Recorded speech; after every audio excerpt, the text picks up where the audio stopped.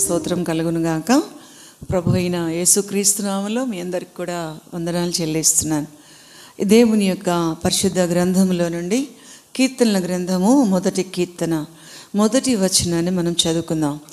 దుష్టుల ఆలోచన చొప్పున నడువక, పాపుల మార్గమున నిలువక, అపహాసకులు కూర్చుండే చోటు కూర్చుండక అన్నారు. ప్రతిదీ కూడా దేవుడు మనకి నేర్పిస్తూ ఉంటాడు. ఆయన చెప్పిన ప్రకారం మనం చేస్తే మనం దీవించబడతాం. ఏ చెప్పారో అది చేస్తే, మీరు నా ఆజ్ఞలు అనుసరిస్తే మీకు ఇంట్లాంటి దీవెన అంటారు. కాబట్టి నడవద్దు, నిలవద్దు, కూర్చోవద్దు. మరి ఏం చేయాలి ప్రభువా? నడవద్దు, నిలవద్దు, కూర్చోవద్దు అంటే ఏం చేయాలి అని అంటే ధర్మశాస్త్రమందు ఆనందించాలి, వాక్యం చదువుకోవాలి.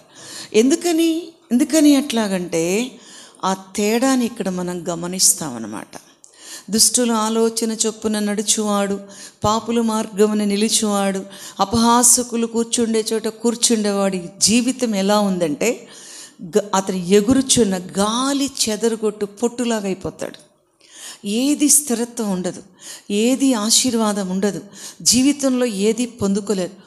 అంటే పొట్టు ఎలా ఎగిరిపోతుందో అలా ఎగిరిపోతారు. అందుకే దేవుడు చెప్తున్నారు, నువ్వు పొట్టులాగా ఎగిరిపోవడం, పొట్టులాగా కాల్చివేయబడడం దేవుడికి ఇష్టం లేదు. అందుకని ఎలా ఉండమంటున్నారంటే ధర్మశాస్త్రాన్ని ఆనందిస్తూ ధ్యానిస్తూ ఉంటే నీటి కాలువల ఓరన నాటబడిన చెట్టులాగా ఉంటారు. అది విషయం. దేవుని సన్నిధిలో ఉంటే, దేవుని మందిరంలో ఉంటే దేవుడు నీకు క్షేమం ఇస్తారు. నువ్వు చెట్టులాగా ఉంటావు. పొట్టు ఏమో గాలికి ఎగిరిపోతుంది, కాల్చివేయబడుతుంది. చెట్టు అయితే ఫలిస్తుంది, పచ్చగా ఉంటుంది.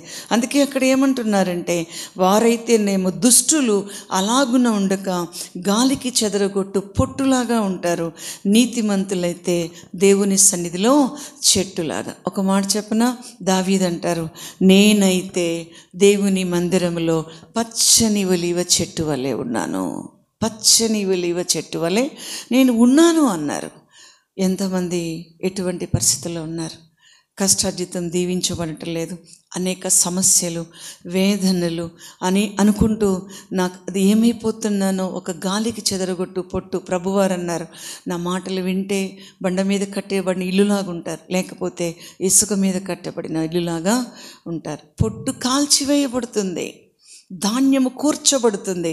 ఇప్పటికైనా సరే, మించిపోయింది లేదు, ఇప్పటికే సరి చేసుకోండి. ఇప్పుడైనా కూడా లోబడండి. ఒక చెట్టులాగా, ఫలించే చెట్టులాగా చేస్తారు. నీ లోగిట నీ భార్య ఫలించే చెట్టులాగా చేస్తాడు. అటువంటి దీవెన దేవుడు దయచేయునుగాక, అటువంటి ఆశీర్వాదం దేవుడు నీకు దయచేయునుగాక. ఫలించే దీవెనతో దేవుడు నింపునుగాక. కనుక దేవుని వాక్యం ధ్యానం చేద్దాం, దేవుని వాక్యం చదువుకుందాం, దేవుని సహవాసంలో ఉందాం, ప్రార్థన చేసుకుందాం. దేవుడు నీకు సమృద్ధి అయిన దీవెనతో నింపి ఫలించే అనుభవంలోకి నిన్ను నడిపించి అన్ని విషయంలో వర్ధిల్ల చేయునుగాక. ఆమేన్. స్తోత్రం తండ్రి. ప్రతి బిడ్డను కూడా దీవించండి. పొట్టు వలె ఉండొద్దు, చెట్టు వలె చేయండి. దుష్టుల ఆలోచన వద్దు, పాపుల మార్గం వద్దు, అపహాసకుల మార్గం వద్దు, నీతిమంతులుగా మార్చండి. దీవించి కృప చూపించి నీ సన్నిధిలో నిలబెట్టుకోమని యేసు నామములో అడుగుచున్నాం తండ్రి. ఆమేన్. God bless you. Praise the lord.